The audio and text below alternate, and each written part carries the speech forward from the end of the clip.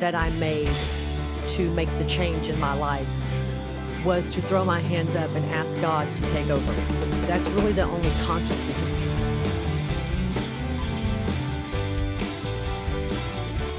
You are listening to A Cup of SonRise, where we know a yawn is a silent scream for coffee. Now your host, Pastor Joe and Stada Indy.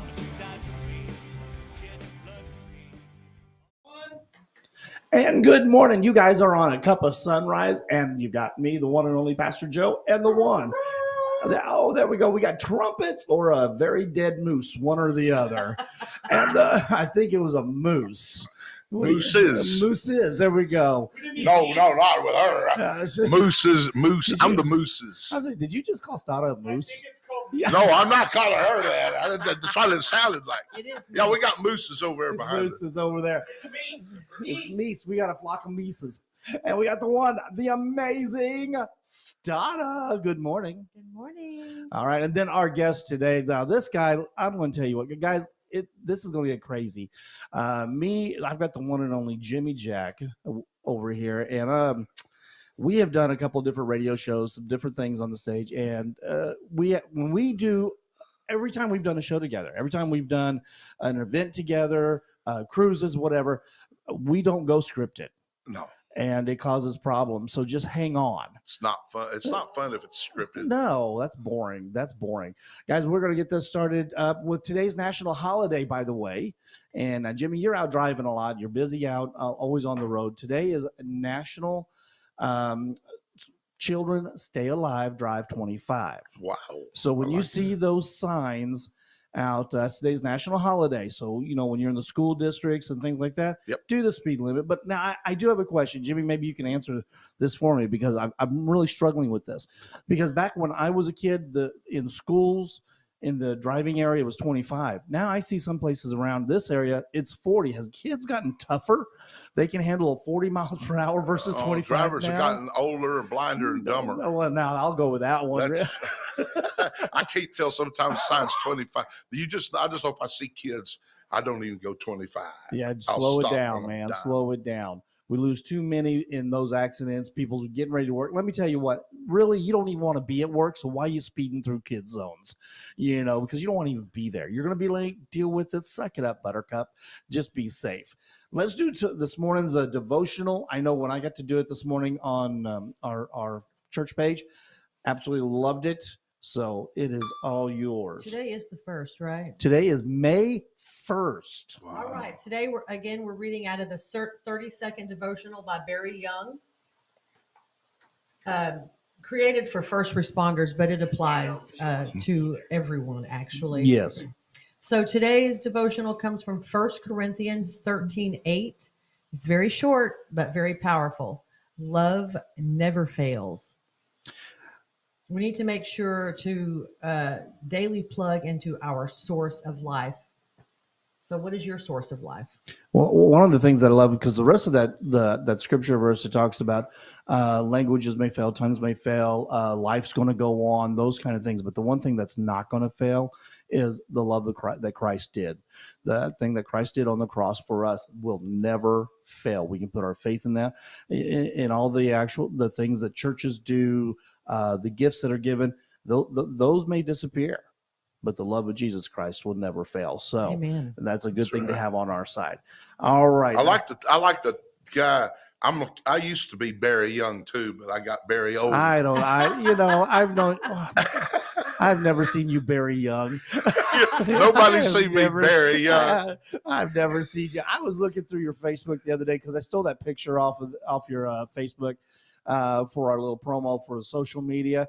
And I'm going through there. You got pictures of where you're hanging out with Willie Nelson and all those guys. I go, man, his hair wasn't white back then. My hair was black. Yeah, it was dark then. I was like, who is that guy? It wasn't even dark. It was black. I can show you pictures where my beard. I didn't have a beard a lot in LA because the girls liked me better without the beard. I've always followed what the girls liked. I didn't really care what I looked like. Well, I had to grow this, all of the sides because Stada's mother says, she looks at me, I'd put on the beard because I had the goatee thing, for years. And I grew the sides out, and Stana's mother looked at me and said, "You know what? That looks really good on you, Joe." I said, "Really, Mom? Well, thank you." She says, "Yeah, it covers a lot more ugly." So it was not true. That is not true. I ain't gonna go there now. All right, hey guys. Now, if you are not familiar with Jimmy Jack, now this guy, well, let's see. He's got the Jimmy Jack Foundation, but prior to that, he has played with some amazing people in the gospel realm, in the country realm, rock realm, traveled all over in the music industry, played with Charlie Daniels for a lot of years. Now, you played with Willie Nelson, but it wasn't on stage. It was... No, I was on stage with Willie. Okay. Christopherson, that group right there. The Outlaws.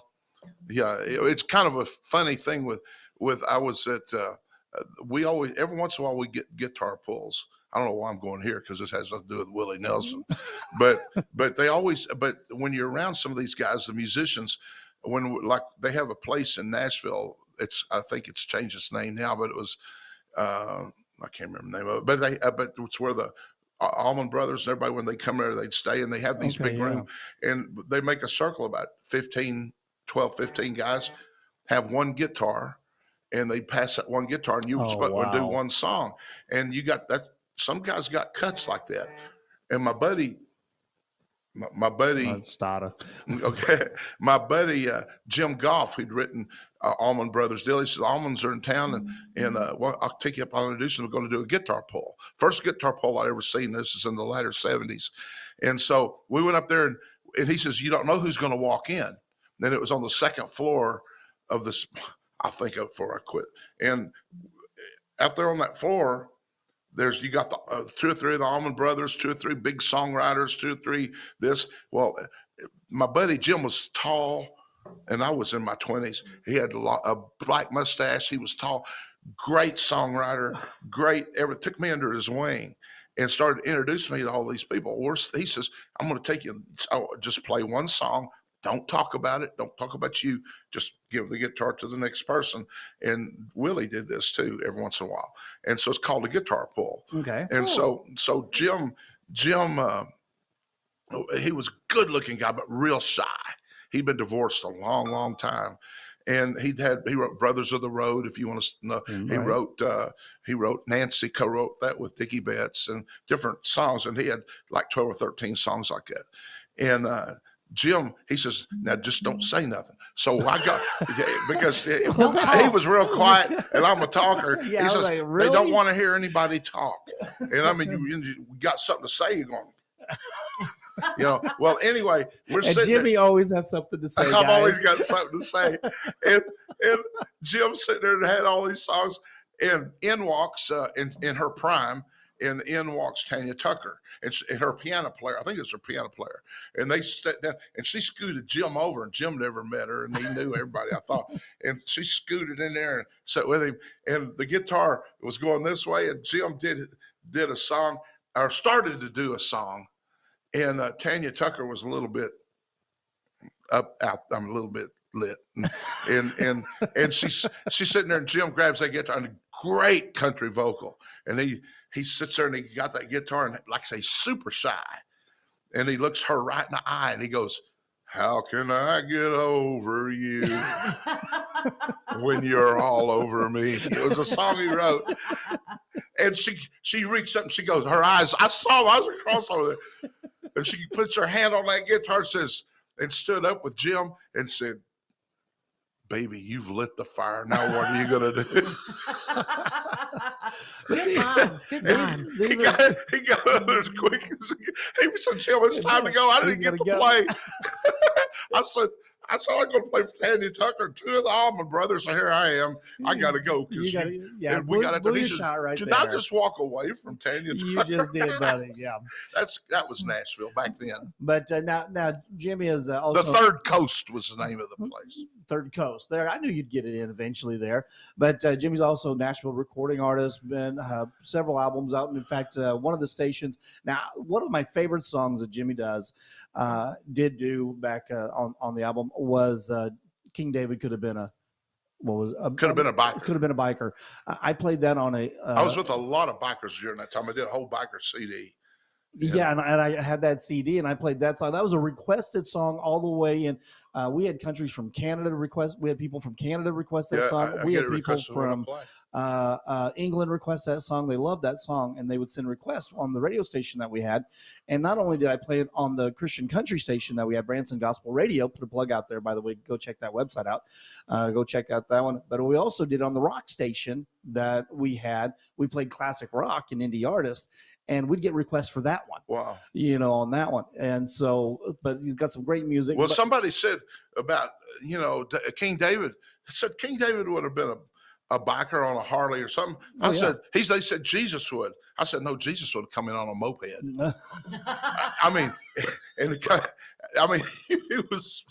prayed for it. I'm done.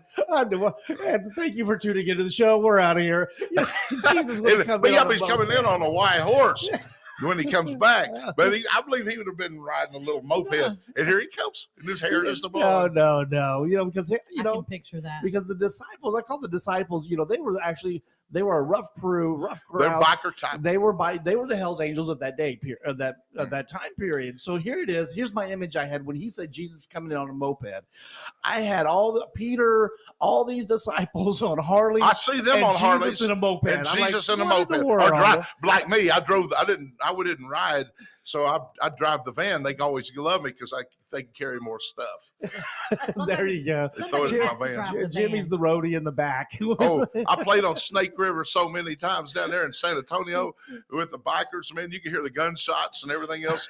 And oh my goodness! But I was with a group that would come out of the bikers that were all Hell's Angels and, and outlaws. And I'm going to tell you what, I preached in a biker church one time, and I loved it. I was down in Texas, and Texas is great. Oh yes, we got a lot of them that still stay in touch with me. Some of them come up here for our foundation concert. Right.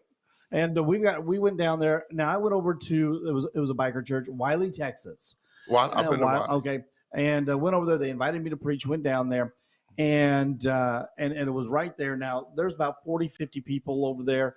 And it was absolutely amazing, okay? And they believed in security because a lot of stuff was going on, and where they were at, they believed in security.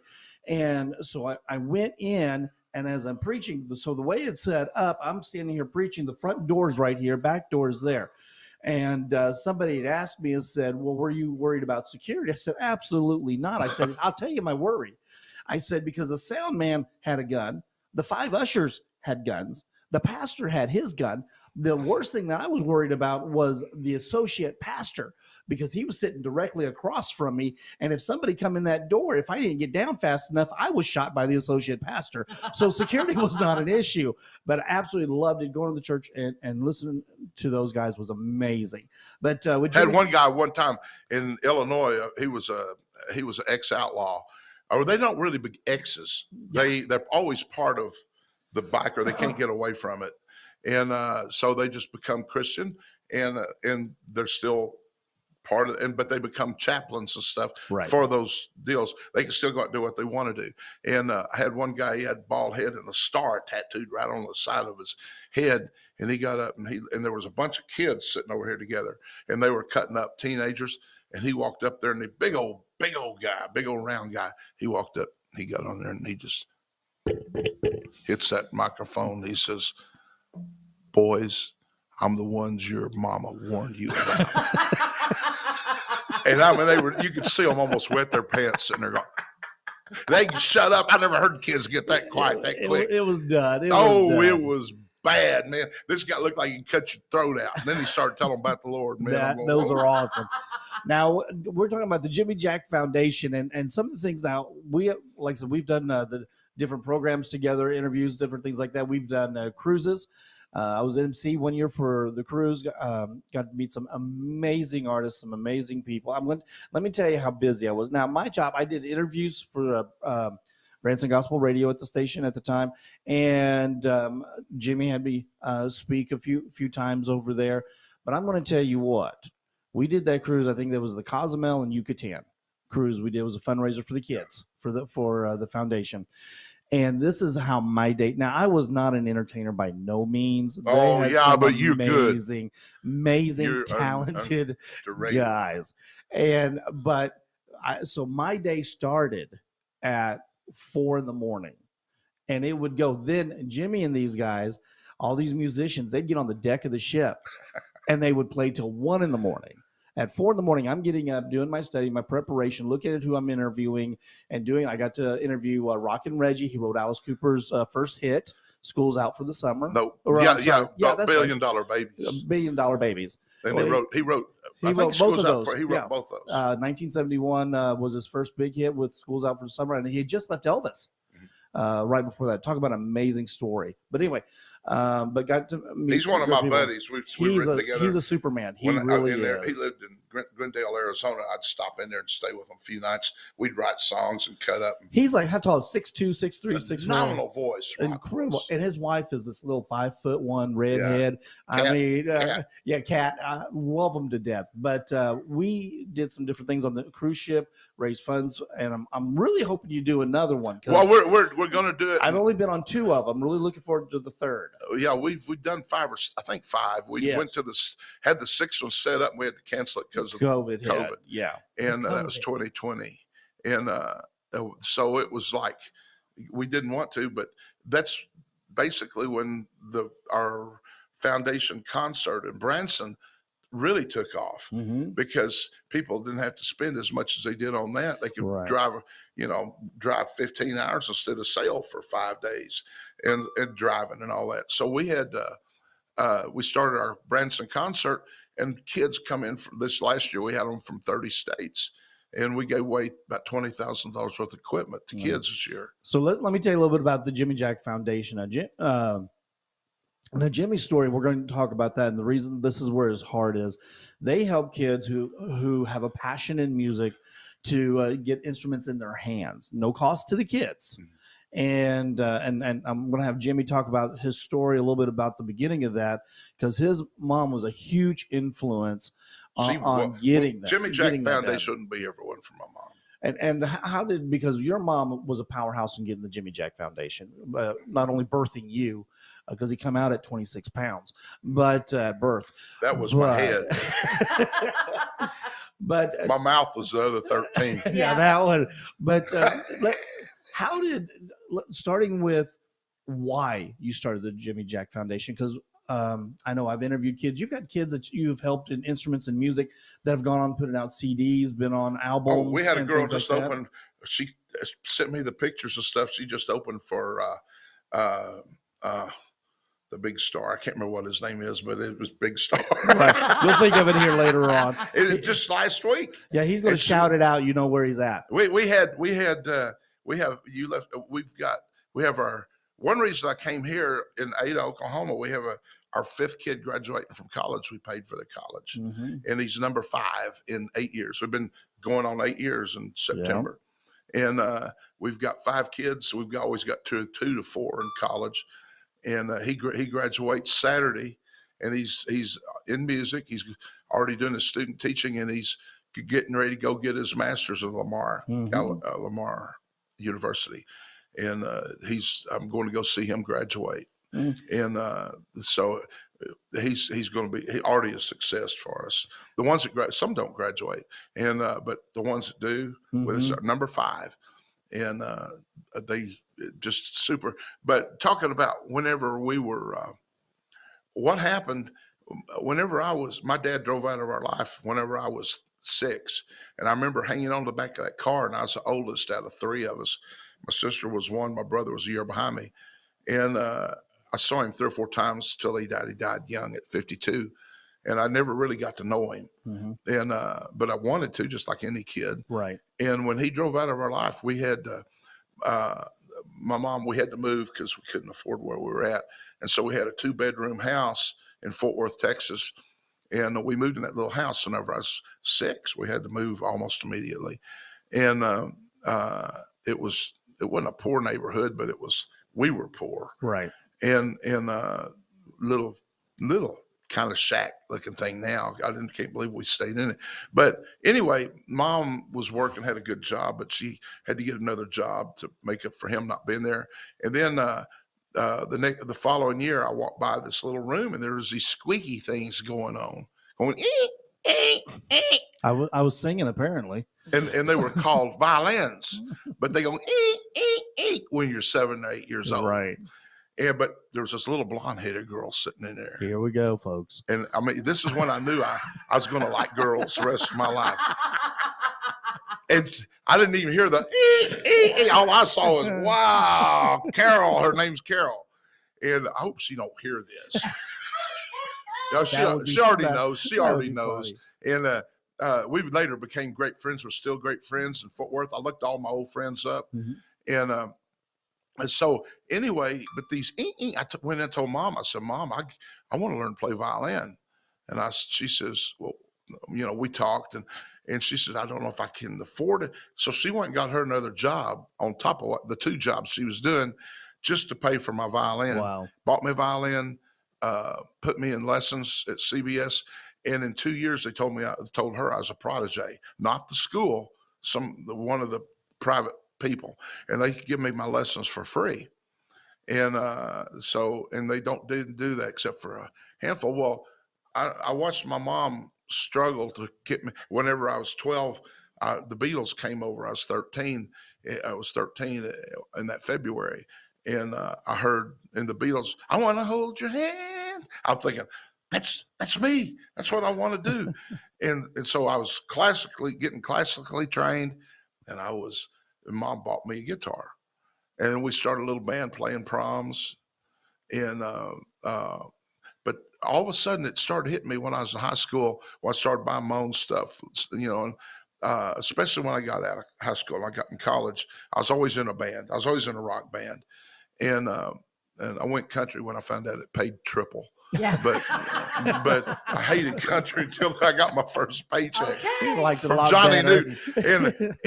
But I saw these kids not getting instruments, and without knowing what I was doing, I'd give them my best guitar. I didn't give them, if I had 3 guitars, I'd give them the one I was playing off stage. And I've done it 3 or 4 times. My Taylor $1,500, $2,000 guitar, I give it off stage to a kid if the Lord tells me to. And and then I'd find a way to get another guitar. And but some of these kids didn't have a chance. And I thought my mom worked her butt off to make sure that I got what I needed musically. And I was writing symphonies when I was 15 and playing in the OU orchestra. So I've got newspaper clippings of me being 15 and playing in orchestras in college. And then I won a scholarship. I was in sports and music scholarship, and I got hurt in sports. And then I just went music full time. Right. And at the time, I'd wake up running in the middle of the night in my bed, kicking the covers, because that's what I did, that music. And I can remember the music, but thank goodness, now I look back at it, if it hadn't been for that sports injury, I may have not gotten into music like I did. Right. I look at everything like that. Everything that went this way, that went that way.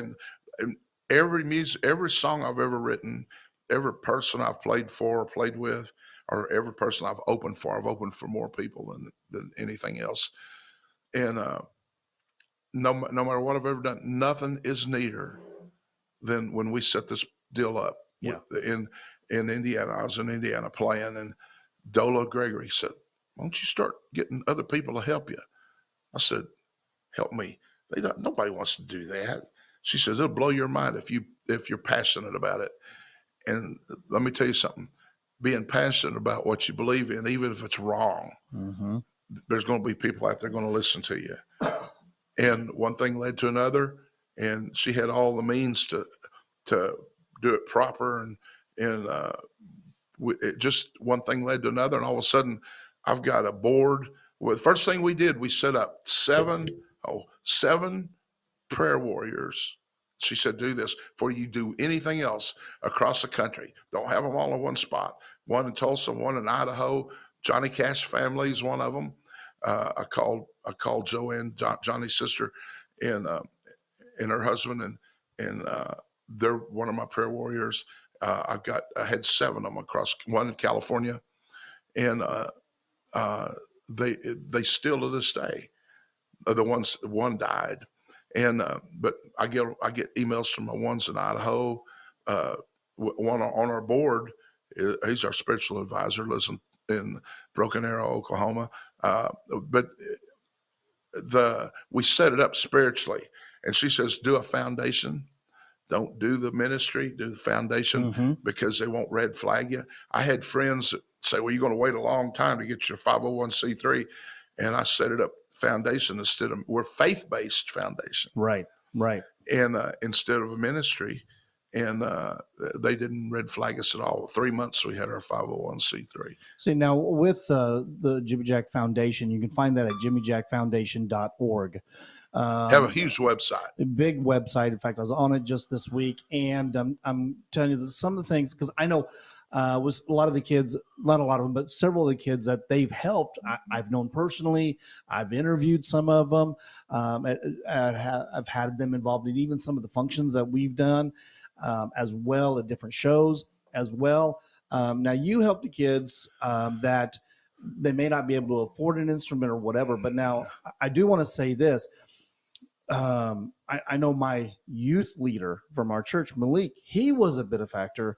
Maybe I love Malik. Yeah. In fact, he was going to try to get down here today. Oh, I haven't seen him since he gave us that stuff. He's my neighbor. You can have him. But anyway, Malik was a benefactor of part of it as well, but not just on the instrument side for people, but also the knowledge and how that foundation actually supports and helps promote these kids, and so that's been really cool to watch. We have an artist of the year every year. What was one? Joshua Busey. Joshua Busey in Fort Worth. That was been 5 he lost years his ago. dad. He lost his dad to COVID. Did he really? He was a young guy, talented kid. He was on the cruise with us. His dad passed away, and I haven't seen. He kind of didn't fall by the wayside because he's a good kid and he's a strong believer, great mom and brothers and stuff. But he started a writers thing, open mic night. Yeah, I seen that where he was doing that. He's wanting me to come down, but I can't. I'm so your schedule's busy. over there. I can't go there from California or Bismarck, North Dakota, or anything. But these are just some of the kids that helped, and there's been tons of them through the last going on 8 years of doing this, and all this started because your mom helped you, and we've been at CGMA where you have given to kids over there. We do it. We give them anywhere. If there's a need, I find it. So now now here's the big thing, and this is where I'm coming to you, because this is one of the reasons that I wanted Jimmy to come on this program, because trying to get him on this program was like pulling teeth, guys. Just because he's all over the place. He's traveling now. Yeah, I'm in between right now. Yeah, getting ready to go somewhere. But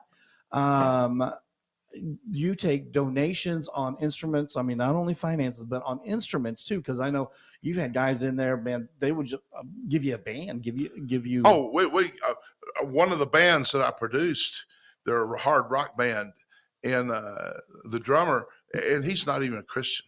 Is that Yeah, Filio. Filio. The drummer, and I love these guys because I don't look at what they think. I believe the Lord looks at our heart, and He knows our future. So all you can do is love people, and even people that hate you or you really don't like them. I mean, I can't believe that I'm saying that about my ex-wife from 45 years ago, but I pray for her. I don't have no bitterness. I don't carry the gun thinking she got a bullet in there. This is not a Jimi Hendrix. Bullet for her. This is not a Jimi Hendrix song. No. Where you go to that gun in your hand. But I see these kids. There's bitterness. There's everything, and when you get a instrument in their hands, it's like music softened me up to the max, and it's just I make jokes about the girls, but if it hadn't been for girls, I'd never lifted a weight. I would have never played a guitar. I probably played violin. Well, no, because Carol, but I go back and find these people that, like Carol, I left there in the 7th grade after the 7th grade. So grade school through 7th grade, that's your first. Get your first music, first sports, first girlfriend, first fist fight, first everything as a boy, some girls too. But I went back and found about 10 of them, and we all remembered each other because we were all close knit. It was a big school, but your little group. And Carol, she's still there in Fort Worth, and she's not doing real good physically right now, but I keep in touch with them, and guys and gals, and it just and they find out about the foundation, and they become part of it. Some of them, absolutely. And one of the things that you're getting ready to do now, one of Gary S. Paxton. I got to go back to Gary S. Paxton, and if the name doesn't sound familiar, you'll recognize the song that he produced, which is Monster Mash. Alley-oop. He was a singer on Alley-oop. I've got a video of him. I was playing it for Vicky, his widow, the other day, and when he was in the hospital, I sat with him for the last 10 days of his life. And Vicky asked me if she needed the help, and so that way I sat with him at night, and she sat with him during the day, and I was with him when he went into his coma.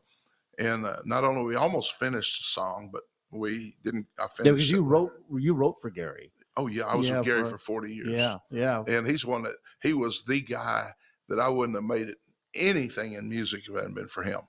I believe that sure as I'm sitting here. I never got to meet Gary S. Paxton. He passed away. I didn't know you didn't get to. He passed away 2 years. I mean, now I've known Vicky for 20 plus years. Back we started I was DJing at an AM radio station with Vicky, right there off Route 66 in Springfield, and she kicked me out of the studio. Right.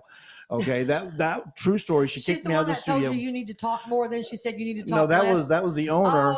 Oh, okay. Vicky, even because we did shows. You're not supposed to be talking. You're right between two talkers. I didn't even know she was sitting there. But Vicky, she would have been at the station, AM station. We had played big band, big band. We played Bach, Beethoven, big band, all the way to Tina Turner's Private Dancer. And so I just started opening up the station at 6 a.m. in the morning, kicking it off. And Vicky was the next DJ after me. I asked her, I said, ma'am, is it okay if I just watch just so I can learn? She said, okay. Well, Vicky always got nervous in front of a mic, which was crazy. She'd been a DJ forever. Yeah. And so in there, and she called the wrong title, forgot to turn the mic off, made a statement. And I was like, your mic's on. She recovered amazingly. Then she looked at me after she turned it off and says, you've got to go now.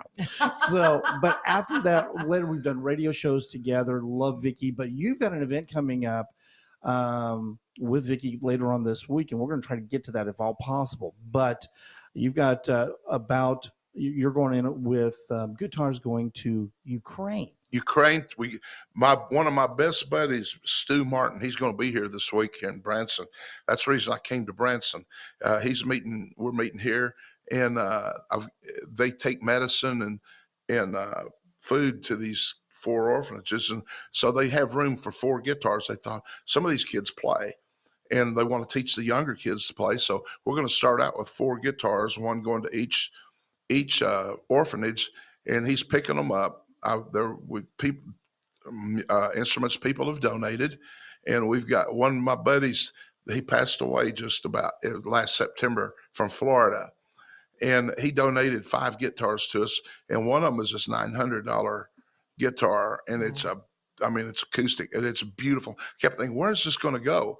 Well, it's one of those guitars that's going to Ukraine. Awesome. And we do mostly in the States. But when something like this opens up, these kids some of them lost their parents, lost their brother, sister, their dad's fighting in the war or something. And so they need help. And so my buddy Stu called me and said, we want you to be if you want to, we want Jimmy Jack Foundation to be the provider of those guitars.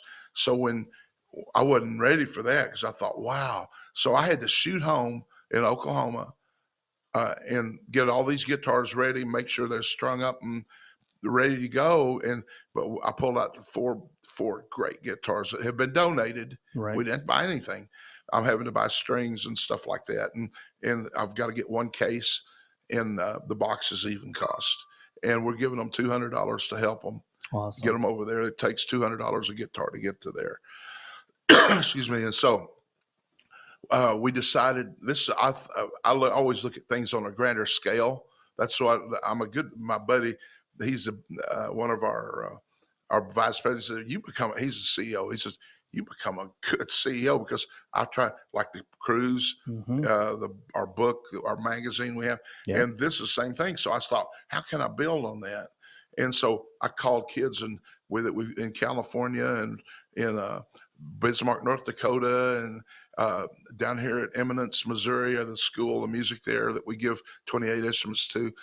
I've called them. I said, why don't you get your kids to write them a letter? Each one of these orphanages, and I got them out there, and we got more coming in. That's awesome. People found out I was doing that, and their kids are calling. I even got a call from Kansas City. We want your our daughter wants to write letters to them, and she's 9, and so I'm not turning, and I can't get them out to everybody because we don't have membership. Right. We're like a bunch of cousins. Well, they just follow me on Facebook or wherever and advertise what we're doing, and as long as the right people in there, I don't care how many's there. We have a lot, but it doesn't matter if they got money, not money. Everybody in our foundation is a giver. Yeah. If you're not a giver, you won't enjoy us. If you just go to church to take. Now that don't mean that everybody that's not part of us is not a giver. They give to something. Yeah. Help somebody that you'll never see it again. Well, I mean, with your foundation, I mean, a lot of these guys, if they'll even find people that has instruments and tell them about the Jimmy Jack Foundation, and find people that has an instrument. I get them. I got 2 in the mail from Virginia. Yeah. They 2 brand new violins, a half size, which we can't hardly find. And the minute I get something like that in, it's gone. I'll just pick the phone up. I know. Guys, let me tell you, if you want to be able to help, we've only got a few minutes left, but if you want to be able to help get instruments, because there is a release, there's an escape with music, and kids who are battling and they're talented, but just don't have that. It's not a handout, it's a hand up. A lot of the kids, that I know personally, that Jimmy Jackson, man, these some talented. They may go travel and do something else, but they've always got that music as they've gotten older. But it's just like taking back to Joshua. He started the open mic. You've got a couple of them that's done that. Malik, he's still. Malik actually donated his amp and guitar to us. Right there, and that's part of that giving. And so he's a giver. So I don't mind helping. I mean, we don't go by what they believe. We don't believe. We don't care if they're atheist, Methodist, Catholic. We don't really care because those kids, a kid in need, a kid that's hungry is hungry. Yeah. And when somebody helps him in love and like we do, and then whenever I give something, I say I'm just a conduit. Is all I am. I mean, it's not me. I tell them if I'm in front of people, I say, this is why you got your scholarship right out here. This is why you just got that $500 or $300 guitar right here. And because I take pictures of everybody, but I don't go to our website. You'll see. Yeah, that's jimmyjackfoundation.org. You got because they've got we got about a minute. The scholarship, you're able to get scholarships. You have the Jimmy Jack Foundation scholarship to help kids with their school. Now, does that particularly just have to deal with music, or is that? Yeah, we start some of them. A couple of them have started music. One graduated in nursing, but we don't take them off that scholarship. I'll tell you what she did. She got a full ride into nursing after we helped pay her way for 2 years, and she wrote us, and I got it, and I put it in our book. She said, thank you for helping me, but I don't feel right taking a music scholarship, and plus I'm taken care of. And I wrote her back. I said, you've got the scholarship if you need it. That's cool. That is cool. But see, that's the kind of person. We had a kid last year at our concert, big old kid from Eminence. He walked in, we have our $5 table, and I always have $1,000 instrument or something up there that they can draw for $5, but we got like 30 things. And this big old kid come in. He's been one of our regulars we give instruments to. He's wanting a 12-string. Had a 12-string on that table, brand new with the tag still on it. They donated it to us. And he walked by and he says, here's all I have is $60. I want $60 worth of $5 tickets. I said, wait a minute. And over here on the floor was a 12-string. I said, that one's yours. That's just as good as that one. And he took that $60 and threw it on the table and says, just donate that then. That's so the kind of kids we do. They're givers. They're givers. Okay, guys, now listen, you can go to jimmyjackfoundation.org, get some more information about what's going on, contact to support. I mean, come on, help our kids, give them a hand up, be able to get a kid into music. None of us get paid. I don't get paid to do this. That's right. I don't get paid to do this. From get-go, he's never been paid.